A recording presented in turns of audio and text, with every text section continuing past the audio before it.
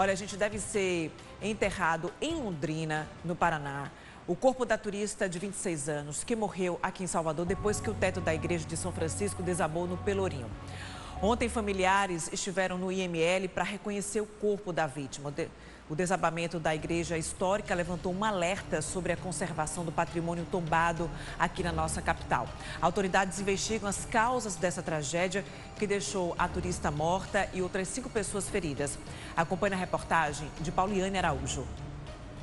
Na manhã desta quinta-feira, as polícias federal e civil continuaram com o trabalho de perícia.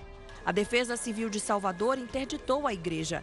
Em coletiva de imprensa, os responsáveis disseram que vão seguir as instruções da Codesal e lamentaram a morte de Júlia Panchoni, de 26 anos. Como a polícia passa a atuar, ela, pelo menos em tese, precisa estabelecer os crimes que podem ter ocorrido. Mas ainda é muito preliminar, é preciso entender. Primeiro é elucidar os fatos. Uma vez elucidados os fatos, com calma, a gente faz a classificação jurídica adequada e dá os encaminhamentos adequados na esfera criminal, civil e administrativa, porque é um bem tombado que provavelmente vai exigir uma série de providências. Na segunda-feira, a instituição responsável já tinha enviado um comunicado ao IPHAN falando sobre a dilatação e deslocamento do teto.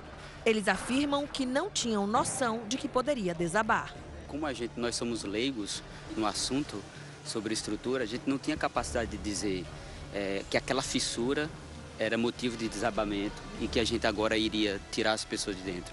A gente fez a carta, né, convite, a carta para o pessoal do IPHAN e não para a Defesa Civil, porque a gente não mensura que aquilo vai cair a qualquer momento. O risco de desabamento de imóveis tombados é grande em Salvador, que possui 3.500 unidades tombadas apenas no centro histórico. Não somente aqui no Pelourinho, mas em todo o centro histórico nós contamos com quase 1.300 casarões que são catalogados pela Defesa Civil, inclusive com a gradação de risco desses.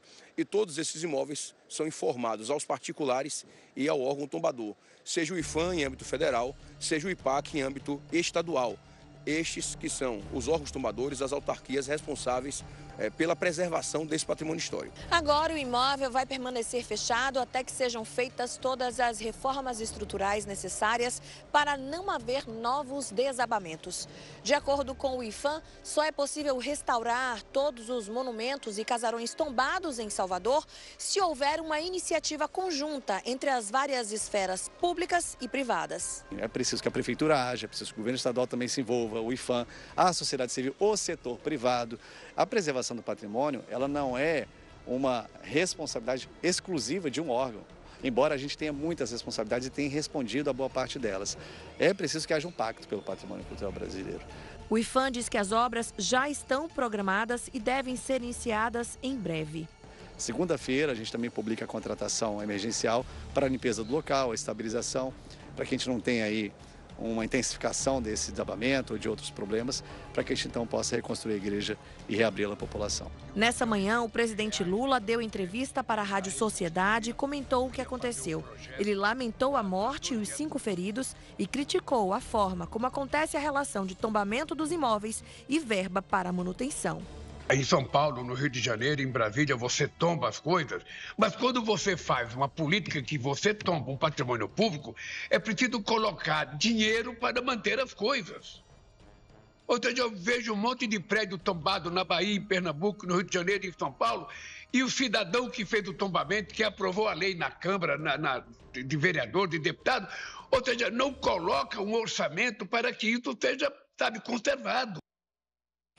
E entre os anos de 2018 e 2023, 17 casarões tombados pelo IPHAN desmoronaram aqui na nossa cidade, seja de forma parcial ou total. A gente vai seguir acompanhando esse caso da tragédia na Igreja São Francisco. Inclusive, Pauliane Araújo está de volta lá ao vivo ao Pelourinho. Temos também aqui Larissa Baracho ao vivo com a gente na tela do Baianoá para repercutir um outro assunto. Vamos logo com Pauliane. Bom dia, Pauli.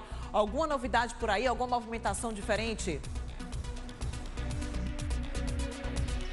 Oi, Tchali, bom dia para você, bom dia para quem acompanha o Baianoá. Por enquanto, sem novidades. Está interditada a área aqui na frente da Igreja de São Francisco, no Largo do Cruzeiro, onde nós estamos. Continua proibida a entrada de turistas, pedestres e deve permanecer assim até que todos os problemas estruturais, né, de que ameaçam desabamentos ou que podem colocar as pessoas em risco sejam resolvidos. Isso significa que somente depois dessa obra do IPHAN, que já estava programada, inclusive, como nos disse ontem durante entrevista, não só ao vivo, mas também depois do ao vivo, o presidente do IPHAN, Leandro Graz, com quem nós conversamos ontem, existe aí um projeto, já estão com o projeto da arquitetura, da engenharia, já todo ali aprovado para começarem as obras, com verba federal, inclusive, dessa vez, do IPHAN. Fala muito pertinente, né, do nosso presidente Luiz Inácio Lula da Silva a respeito da forma como acontecem os tombamentos e a não liberação de verba. Esse é um assunto que voltou à tona com essa tragédia que repercutiu no mundo inteiro, Tiale, porque esse é um ponto turístico, faz parte da Rota Mundial de Turismo de Museus e Monumentos tombados, e daqui a pouquinho a gente vai trazer mais atualizações sobre o sepultamento de Júlia Rigoni hoje, que vai acontecer lá em Londrina, no Paraná. A gente vai trazer detalhes de quem era ela, como estão as outras pessoas que ficaram feridas e tudo o que deve acontecer daqui para frente, tecnicamente falando, com este monumento e os olhares que agora ficam mais atentos à preservação do patrimônio. Daqui a pouquinho, Tiale, eu volto com você. Obrigada, Paulo. A gente está acompanhando também as imagens do momento que os pais foram ao Instituto Médico Legal, a mãe e o pai da Júlia. Eles preferiram não conversar com as equipes da imprensa local, estão consternados, obviamente.